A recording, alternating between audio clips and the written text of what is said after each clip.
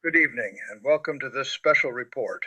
The date is Friday, March 27th, 2026, and the global security architecture built by the United States over the last 80 years is currently collapsing in real time. We have breaking unprecedented news regarding the escalating war against Iran, and the details coming out of the Pentagon in the Middle East are staggering. The United States military has essentially abandoned its physical footprint in the Persian Gulf. All hell is breaking loose across the region, and the command structures that were supposed to project American power are completely disintegrating. Let me be absolutely clear about what we are learning tonight. American troops have abandoned basically all of their primary military bases across the Middle East. They have evacuated heavily fortified multi-billion-dollar installations, and they are now attempting to manage a massive regional war while working remotely from commercial hotels. And I want to repeat that because it defies everything we understand about modern American military doctrine.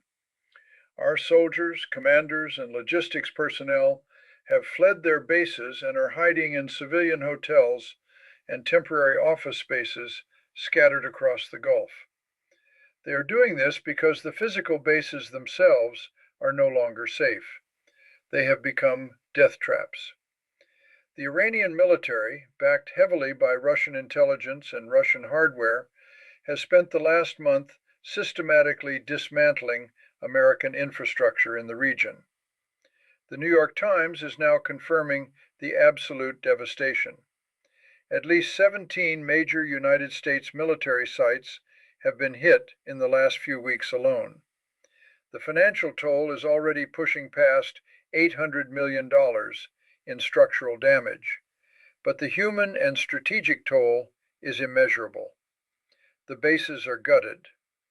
We are looking at satellite imagery of collapsed roofs, completely smashed radar arrays, and obliterated runways. Much of the land-based military is now fighting this war remotely, sitting in hotel rooms with encrypted laptops, with the only exception being the fighter pilots and maintenance crews who have to physically touch the warplanes to conduct strike missions. This situation is so dire that military commanders in the region are actively leaking this information to the press. They are intentionally bypassing the White House because they want the American public to understand the sheer disaster this war has become. They have been thrown under the bus by the Trump administration, left exposed to a relentless barrage of precision strikes.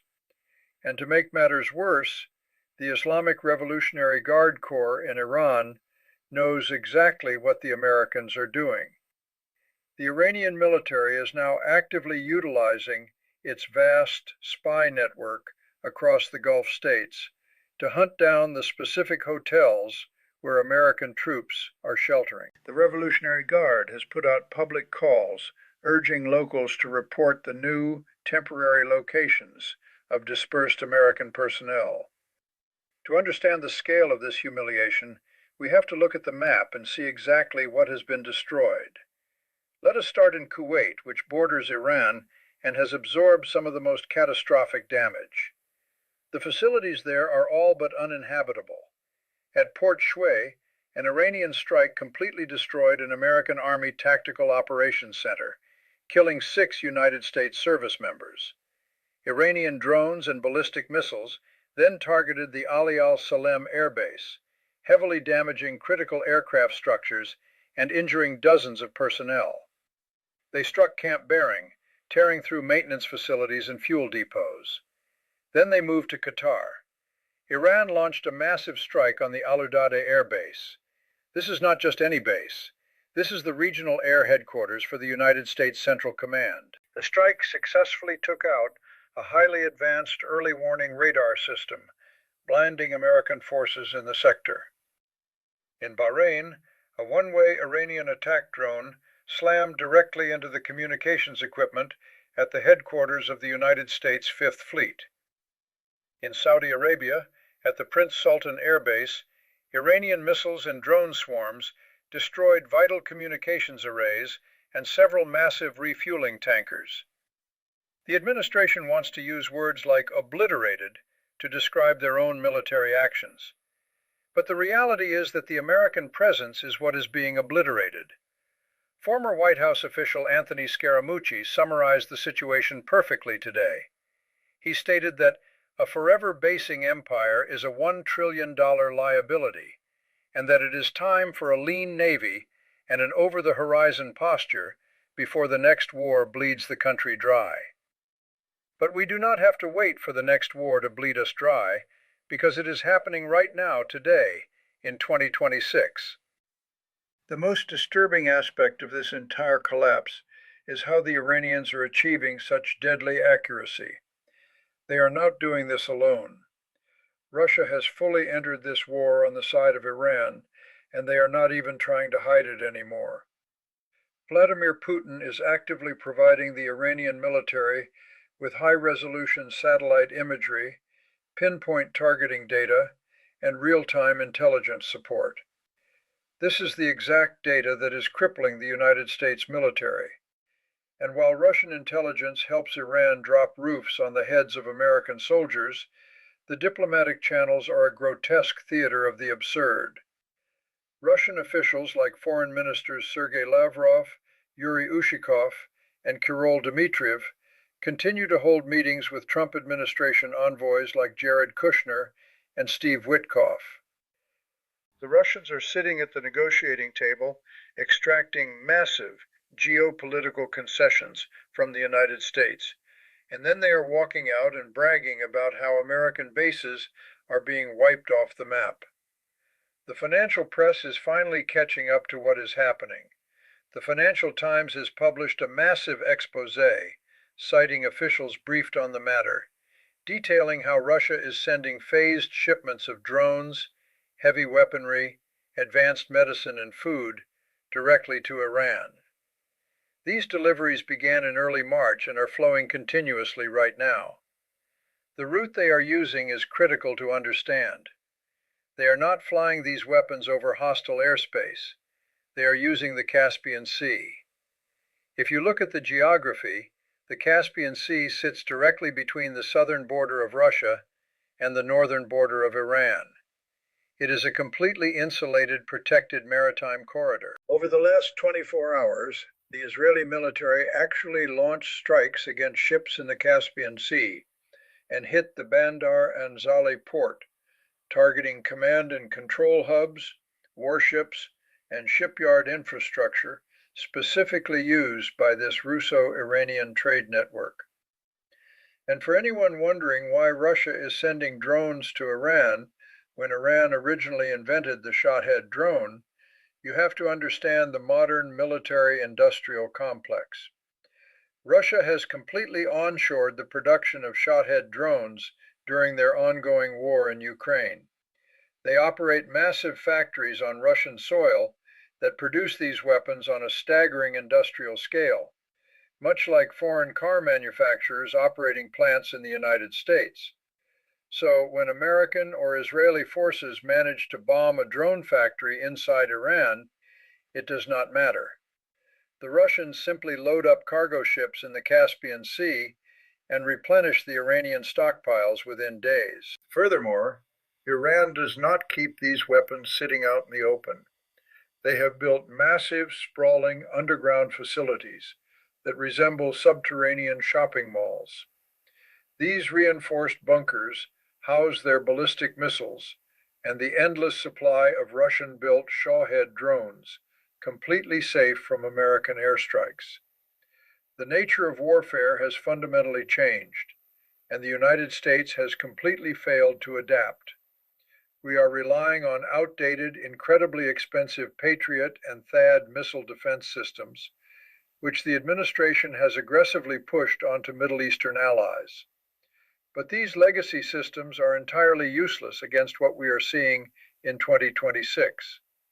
Wars are now fought with drone swarms.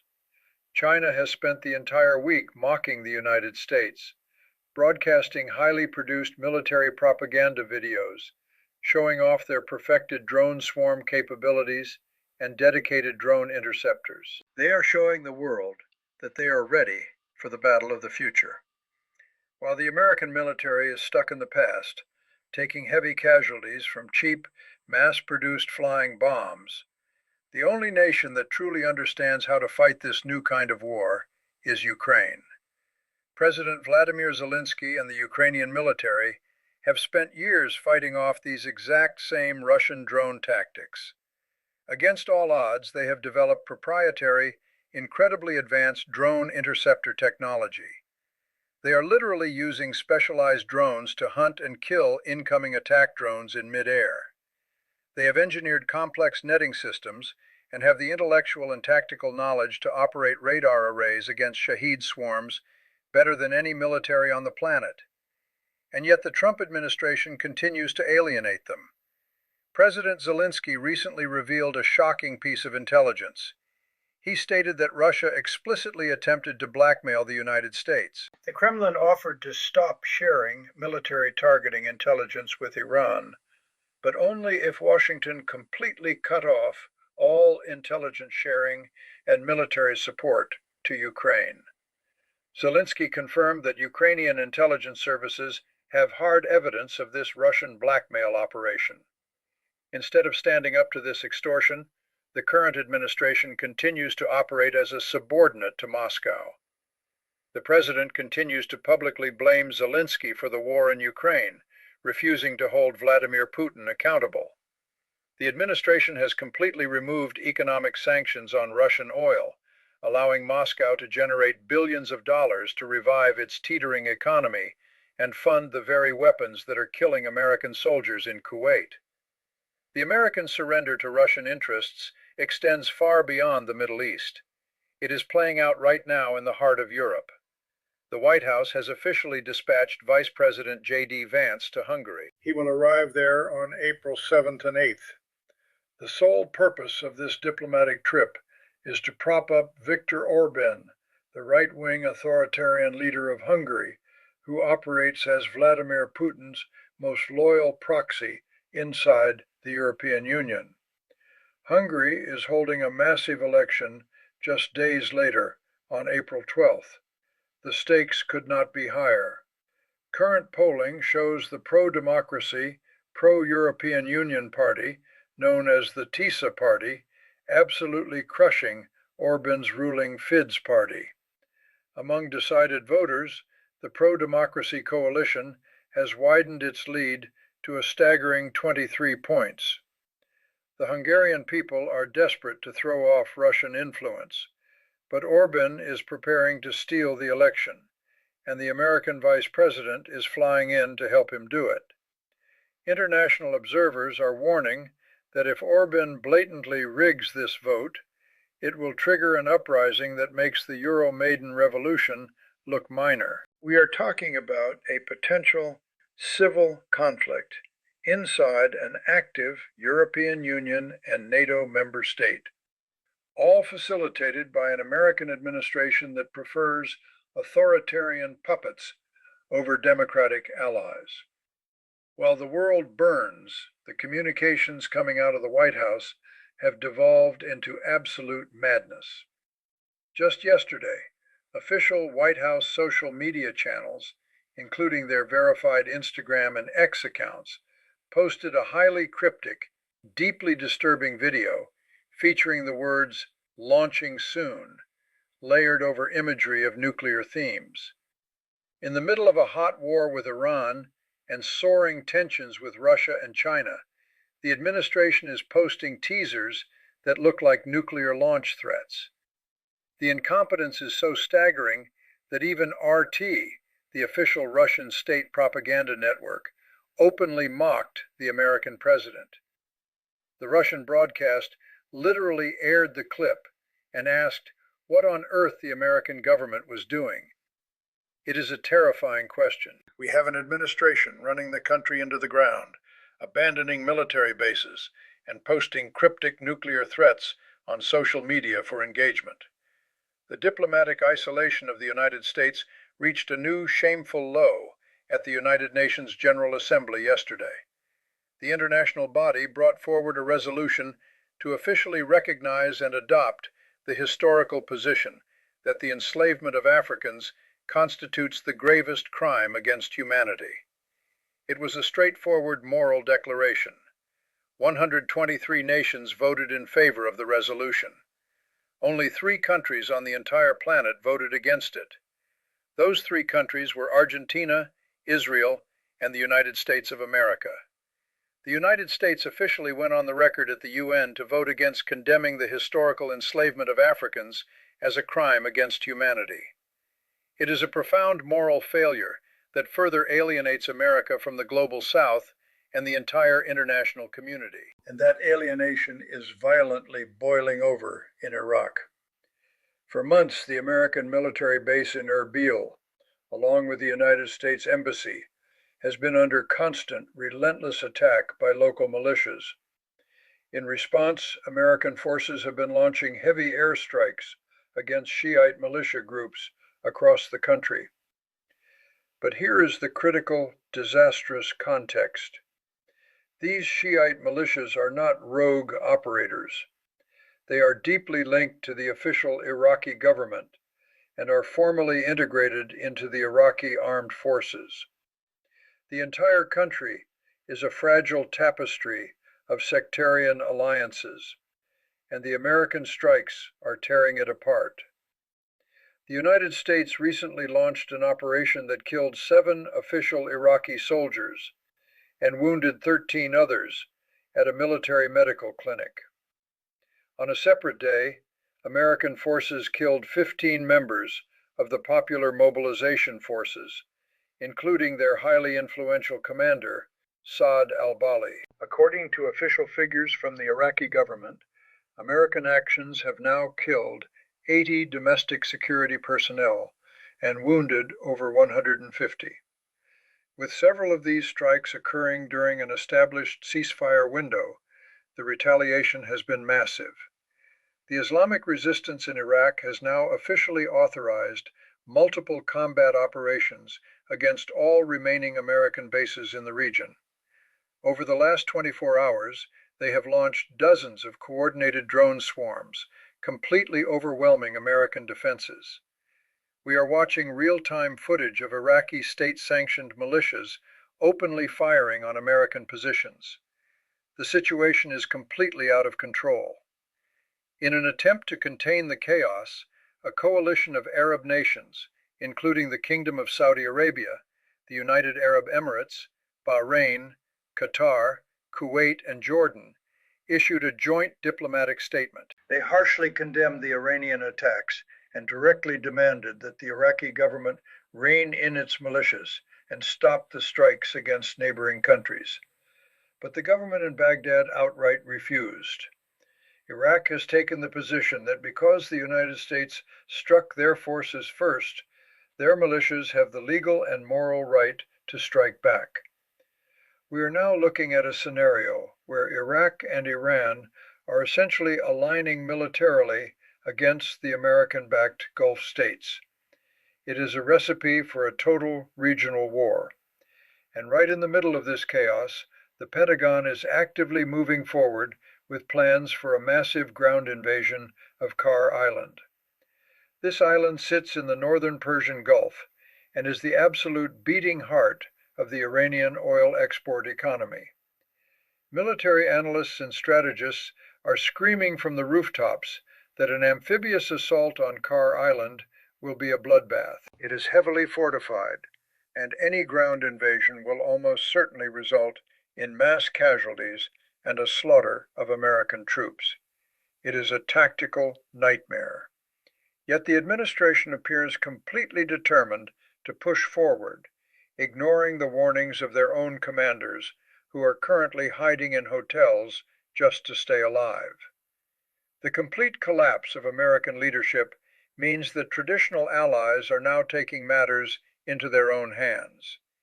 Yesterday, the French government held a highly classified video conference with its top military chiefs. The agenda was to figure out how France can build its own independent maritime alliance to secure the Strait of Hormuz, completely excluding the United States. Nobody in Europe, nobody in the Middle East, and nobody in Asia views Washington as a reliable partner anymore. And it is not just incompetence, it is outright cruelty. In Africa, the administration is using human lives as a geopolitical bargaining chip. The United States government is currently negotiating a deal that explicitly ties vital health funding to the extraction of critical minerals in Zambia. The administration is threatening to withhold life-saving HIV treatment for over 1 million Zambian citizens unless the Zambian government hands over exclusive rights to their mineral wealth. They are literally making the survival of 1 million people conditional on corporate mining access. It is an extortion racket on a catastrophic scale. Meanwhile, the economic shockwaves of this war are tearing through the global supply chain. The closure of the Strait of Hormuz has triggered an energy crisis that is paralyzing entire nations. In Australia, the situation is critical. More than 500 service stations across the country's 2 largest states have completely run out of gasoline and diesel. In New South Wales alone, over 13% of all fuel stations are empty, bringing commercial trucking and logistics to a grinding halt. In Asia, the island of Taiwan is officially running out of its liquefied natural gas reserves, facing imminent massive power blackouts across their industrial and civilian sectors. Everywhere you look, the current administration is causing pain, suffering, and chaos. We have voluntarily removed the THAAD and Patriot missile defense systems from South Korea, leaving them exposed to the north. We have pulled critical troop deployments out of Japan. It is the largest, most comprehensive betrayal of American allies in modern history. The United States is projecting the weakest geopolitical posture it has ever held since the Second World War. The international community is not laughing at us anymore. They are horrified. They are watching a superpower dismantle itself from the inside, abandoning its troops, betraying its allies, and threatening the stability of the entire globe. We will continue to track the troop movements, the impending invasion of Carr Island, and the economic fallout as this crisis deepens.